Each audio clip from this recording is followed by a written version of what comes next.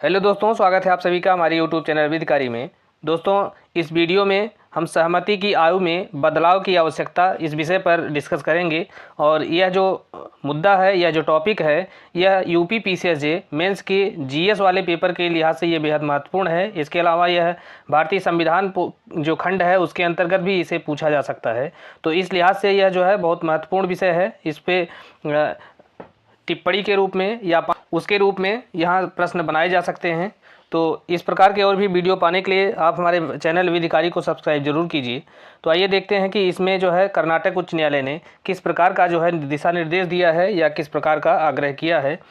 तो हाल ही में कर्नाटक उच्च न्यायालय की धारवाड़ खंडपीठ ने भारत के विधि आयोग से आग्रह किया है कि ज़मीनी हकीकत को ध्यान में रखते हुए जो सहमति की, यहाँ सहमति से तात्पर्य है विवाह की या जो कंसेंट से जो सेक्सुअल रिलेशनशिप बनता है किसी लड़के और लड़की के बीच में, तो वहाँ जो सहमति है अभी 18 वर्ष है। और इस सहमति की जो उम्र है उस पर जो है न्यायालय ने कहा है कि इसे 16 वर्ष किए जाने की जो संभावना है, जो पॉसिबिलिटी है, उस पर विचार किया जाना चाहिए, क्योंकि ऐसी जो है वर्तमान में आवश्यकता भी है। क्योंकि यहाँ पर हाई कोर्ट के समक्ष कई मामले ऐसे आए जिसमें जो है 16 वर्ष से अधिक की लेकिन 18 वर्ष से कम आयु की लड़कियों ने अपनी मर्जी से विवाह कर लिया या अपना घर छोड़कर चली गई। तो ऐसी स्थिति में जो उनके माता पिता थे लड़कियों के, उन्होंने जो है लड़के के खिलाफ पॉक्सो अधिनियम के तहत और आईपीसी की धारा 375 के अंतर्गत बलात्कार जैसे आरोप के अंतर्गत जो है मामला दर्ज कराया।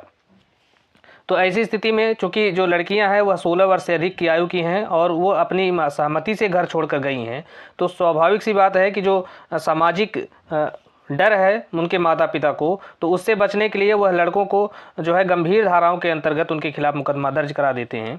तो इसी बात को ध्यान में रखते हुए यहाँ पर यह महत्वपूर्ण केस है, विजय लक्ष्मी बनाम राज्य 2021 का केस था। तो इसी केस का डिसीजन देते हुए मद्रास उच्च न्यायालय ने कहा कि पॉक्सो अधिनियम की धारा जो 2D है जिसके अंतर्गत बालक शब्द को परिभाषित किया गया है, तो इसमें कहा कि परिभाषा को जो 18 वर्ष की आयु निर्धारित करता है किसी बालक की, तो जो वहाँ पर जो है 16 वर्ष के रूप में उसकी आयु को निर्धारित किया जाना चाहिए। अर्थात जो 16 वर्ष किसी बालक को 16 वर्ष से अगर कम आयु का है तभी उसको बालक माना जाना चाहिए। अगर 16 वर्ष से अधिक का व्यक्ति है तो उसे बालक नहीं माना जाना चाहिए। अर्थात बालक की जो परिभाषा है उसमें परिवर्तन किया जाना चाहिए। और यदि 16 वर्ष की उम्र के बाद सहमति से कोई यौन संबंध बनाया जाता है तो उसे पॉक्सो के कठोर प्रावधानों से बाहर रखा जाना चाहिए। तो अब देखते हैं कि धारा 2D जो पॉक्सो अधिनियम की है, पॉक्सो से तात्पर्य है लैंगिक अपराधों से बालकों का संरक्षण अधिनियम 2012।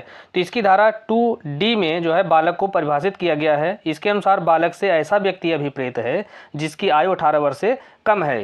तो यहाँ पर जो है इस केस में उच्च न्यायालय ने यही जो है परिभाषा को परिवर्तित करने के लिए कहा है और इसमें यह कहा कि जो 18 वर्ष से कम आयु के व्यक्ति को जो बालक माना जा रहा है तो इसको परिवर्तित किया जाना चाहिए और इसमें 16 वर्ष जो है 18 वर्ष के स्थान पर 16 वर्ष जो है आयु रखा जाना चाहिए। और कोर्ट ने यह भी कहा कि सहमति से बने रिश्तों में उम्र का जो अंतर है वह 5 साल से अधिक नहीं होना चाहिए।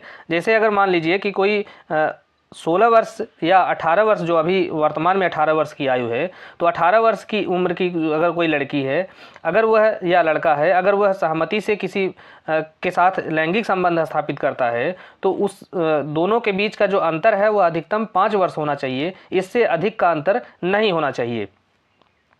इसके पहले जो है जो आपराधिक विधि संशोधन अधिनियम जब किया जा रहा था 2013 का, तो वहाँ पर JS वर्मा समिति ने भी जो है यह सिफारिश किया था कि सहमति की उम्र को 16 वर्ष से 18 वर्ष से घटाकर 16 वर्ष कर दिया जाना चाहिए। तो इस प्रकार से यह जो है मुद्दा अभी चर्चा में है, क्योंकि हाई कोर्ट ने जो है यह निर्देश दिया है कि इस पे जो है सरकार को विचार विमर्श करना चाहिए। तो इसी के साथ ही हम अन्य देशों में देखते हैं कि अन्य देशों में जो सहमति की उम्र है या विवाह के लिए या लैंगिक संबंधों के लिए, तो वह उम्र क्या है। तो यहाँ पर फिलीपींस को देखते हैं तो यहाँ पे 12 वर्ष है। अर्थात 12 वर्ष के अधिक 12 वर्ष से अधिक की आयु के अगर व्यक्ति के द्वारा सहमति से विवाह किया जाता है या लैंगिक संबंध स्थापित किए जाते हैं तो वहाँ पर वो अपराध नहीं होता है। इसी प्रकार से जापान और दक्षिण कोरिया में यह उम्र 13 वर्ष है, बांग्लादेश और चीन में यह 14 वर्ष है, थाईलैंड में 15 वर्ष है, ऑस्ट्रेलिया तथा इंडोनेशिया में यह 16 वर्ष है, लेकिन भारत और वियतनाम में यह उम्र जो है सहमति की 18 वर्ष है। तो इन देश की जो कानून है इसको देखते हुए भी भारत में जो है इस पर विचार करने के लिए अभी दिशा निर्देश दिया गया है। हालांकि अभी सरकार क्या फैसला लेती है वो बाद में जो भी होगा एक्ट के रूप में हमारे सामने आएगा ही। तो इस प्रकार से दोस्तों यह आपके एग्ज़ाम के लिहाज से बेहद महत्वपूर्ण टॉपिक था और यहाँ से प्रश्न पूछे जाने की संभावना भी है। तो आप इस प्रकार के और भी वीडियो पाने के लिए हमारे चैनल को सब्सक्राइब जरूर करें। धन्यवाद।